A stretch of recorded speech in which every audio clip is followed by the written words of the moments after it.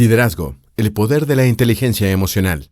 El padre de la inteligencia emocional regresa con un nuevo libro. En esta obra, Daniel Goleman reúne una primera selección exhaustiva de sus hallazgos relacionados con el concepto de liderazgo. Redefine el concepto de líder y da consejos de cómo ser un jefe ideal. Este material te ayudará a desarrollar tu capacidad de dirección, ejecución e innovación. ¿Estás preparado para recibir sus lecciones? La inteligencia emocional, el puntapié inicial.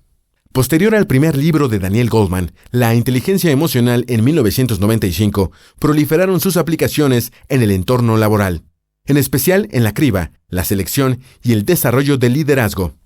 En la actualidad son 3 los modelos principales de inteligencia emocional, con docenas de variaciones. Cada uno de ellos refleja una perspectiva distinta. El de Peter Salovey y John Mayer se asienta claramente en la tradición de la inteligencia perfilada por el trabajo original sobre el coeficiente intelectual de hace un siglo. El propuesto por Reuben Barbon surge de sus investigaciones sobre el bienestar, y el de Goleman se centra en la conducta, en el rendimiento laboral y en el liderazgo en la empresa, fusionando la teoría de la IE con décadas de investigaciones sobre las competencias que hacen que los trabajadores estrella destaquen por encima de la media. La inteligencia emocional determina el potencial de aprendizaje de los principios básicos del autodominio. Por ejemplo, la competencia emocional nos muestra qué parte de ese potencial hemos dominado, de modo que se traduzca en capacidades laborales. Estas competencias emocionales se adquieren. No basta con tener conciencia social o facilidad de gestionar las relaciones para que una persona supere el aprendizaje adicional necesario para tratar adecuadamente a un cliente o para resolver un conflicto. Sencillamente, cuenta con el potencial de dominar esas competencias. La rentabilidad de la inteligencia emocional es una idea relativamente nueva en el área empresarial, y puede que a algunos directivos les cueste aceptarla. En un estudio realizado a 250 ejecutivos, comprobaron que en la mayoría tenían la impresión de que el trabajo exigía la implicación de la cabeza, no del corazón. Muchos afirmaron que les daba miedo que sentir empatía o compasión por sus compañeros de trabajo les supusiera un conflicto con sus objetivos laborales. Goleman sostiene que eso está anticuado. Una nueva realidad competitiva está situando la inteligencia emocional en un lugar muy destacado del entorno laboral y del mercado. El liderazgo no es sinónimo de dominación, sino el arte de convencer a la gente de que colabore para alcanzar un objetivo común. Se trata, en el fondo, de saber expresar las reacciones, de saber ofrecer la información esencial para que los demás sigan trabajando por el buen camino.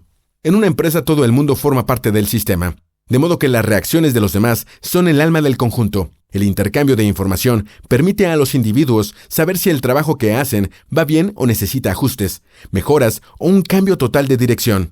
Si nadie le comunica sus reacciones, el individuo no sabe qué sucede. No tiene ni idea de lo que opina de él su jefe, ni sus compañeros, ni puede estar seguro de lo que se espera de él, y los problemas que surjan irán empeorando con el tiempo. Tipos de liderazgo. Un estudio de la consultoría Hay McBeer descubrió 6 estilos de liderazgo distintos, cada uno de ellos derivado de diferentes componentes de la inteligencia emocional. Analizados individualmente, los estilos parecen afectar de forma directa y singular a la atmósfera de trabajo de una empresa, también a su rendimiento económico. Y lo que quizás es más importante es que la investigación indica que los líderes con los mejores resultados no tienen un solo estilo. Los casos más positivos utilizan muchos o la mayoría de los estilos en una misma semana, sin problemas de conciliación y en distinta medida, en función de las circunstancias empresariales. El líder autoritario tiene una visión de futuro y motiva a los trabajadores, dejándoles claro cómo encajan sus funciones en la visión general de la organización. Mientras que a los líderes coach se les da muy bien delegar, asignan a sus subordinados tareas complicadas, aunque eso suponga que no las completen con rapidez. En otras palabras, están dispuestos a soportar fracasos momentáneos si fomentan el aprendizaje a largo plazo. En tanto que el líder conciliador busca que los trabajadores estén contentos y exista armonía entre ellos. El líder democrático permite que los empleados den su opinión sobre decisiones que afectan a sus objetivos y a su forma de proceder. Fomenta la flexibilidad y la responsabilidad. En el estilo ejemplarizante, el líder establece unos niveles de rendimiento altísimos y los ilustra personalmente. Demuestra una obsesión por hacer las cosas mejor y más rápido. Y pide lo mismo al resto. Lamentablemente, esto destruye el clima laboral, en buena parte porque no comunica sus ideas con claridad. En la gran parte de las situaciones, el coercitivo es el menos eficaz. La toma de decisiones del líder, completamente vertical, elimina las nuevas ideas de raíz. Del mismo modo, el sentido de la responsabilidad pierde valor. Numerosos estudios, incluido este, han demostrado que es mejor que un líder emplee un amplio repertorio de ellos. Los que dominan 4 o más, en especial el autoritario, el democrático, el conciliador y el coach, logran el mejor clima laboral y el mejor rendimiento. Además, los jefes más eficientes cambian con flexibilidad entre estilos de liderazgo según sea necesario. No ajustan su estilo mecánicamente en función de una lista de situaciones. Son personas con una enorme sensibilidad ante el efecto que provocan en los demás y que se adaptan sobre la marcha para obtener los mejores resultados. Por descontado, pocos líderes cuentan con los 6 estilos en su repertorio y menos aún saben cuándo y cómo aplicarlos. La recomendación es que los líderes deben ampliar sus estilos. Para ello, primero deben entender en qué competencias de la inteligencia emocional se basan los estilos de liderazgo que no aplican. Luego el autor se dedica a ampliar el concepto de coeficiente intelectual al hablar de él cuando surge de manera colectiva. La clave para alcanzar un alto nivel en ese sentido es la armonía social. Es esa capacidad de armonización la que provoca que, a pesar de coincidir todos los demás factores, un grupo destaque en habilidad, productividad y éxito, mientras que otros, con miembros igual de competentes y capaces, en otros sentidos, obtienen malos resultados. A las personas que destacan les salen las cosas mejor porque dedican tiempo a cultivar buenas relaciones con gente cuyos servicios podrían resultarles necesarios en un momento decisivo.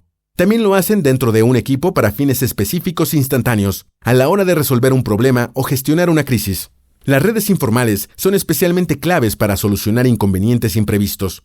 Estas son sumamente flexibles, funcionan en diagonal y elípticamente y se saltan escalones en el organigrama para conseguir resultados.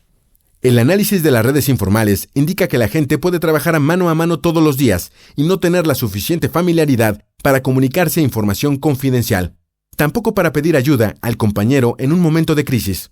De hecho, un análisis más profundo muestra que existen como mínimo 3 variedades de redes informales.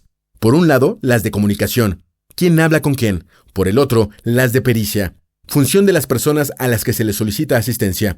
Y por último, las de confianza. Los grandes líderes nos hacen avanzar, encienden la pasión y despiertan lo mejor que llevamos dentro. Cuando tratamos de explicar por qué consiguen tan buenos resultados, hablamos de estrategia, visión o ideas con garra, pero la realidad es mucho más sencilla. El buen liderazgo se sirve de las emociones.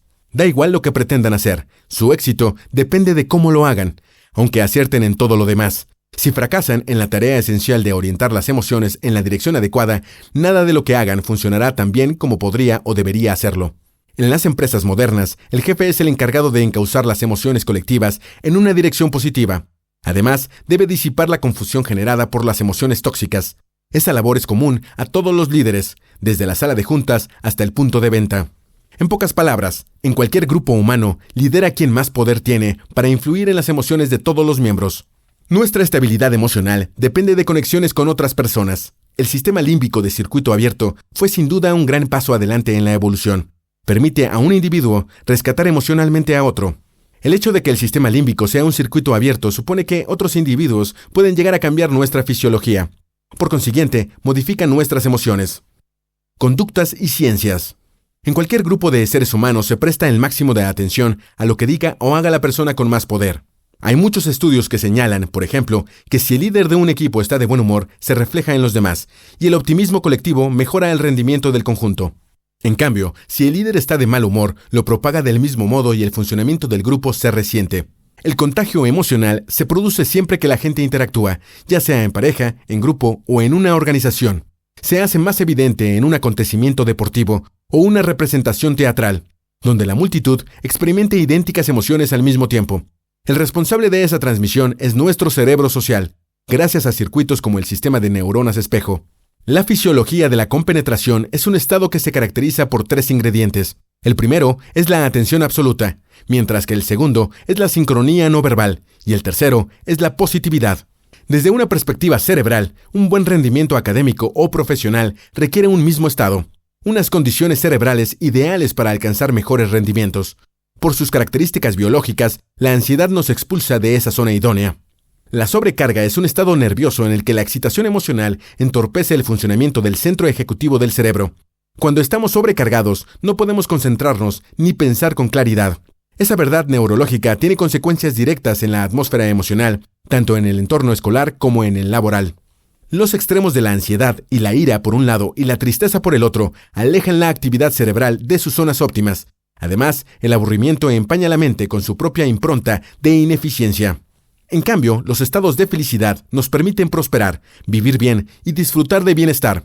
Esos momentos de alegría abren la puerta de una mayor capacidad de acción. También permiten un incremento de la armonía de nuestro funcionamiento que nos da mayor poder y mayor libertad en todo lo que hacemos. Por último, Goleman habla de la neurogénesis, que nos permite conocer mejor la neuroplasticidad, es decir, el hecho de que el cerebro se reestructure continuamente en función de las experiencias que vivimos. Si modificamos una conducta, habrá un circuito que crecerá para adaptarse. Por otro lado, cuando tratamos de superar una mala costumbre, tenemos que enfrentarnos al espesor de los circuitos dedicados a algo que hemos practicado y repetido miles de veces. En primer lugar, busca el compromiso. Hay que movilizar la fuerza motivadora de la zona prefrontal izquierda. Llegando a ese punto es bueno, si es posible, que reúnas el máximo de información sobre tus competencias de inteligencia emocional. A continuación, debes ser muy práctico.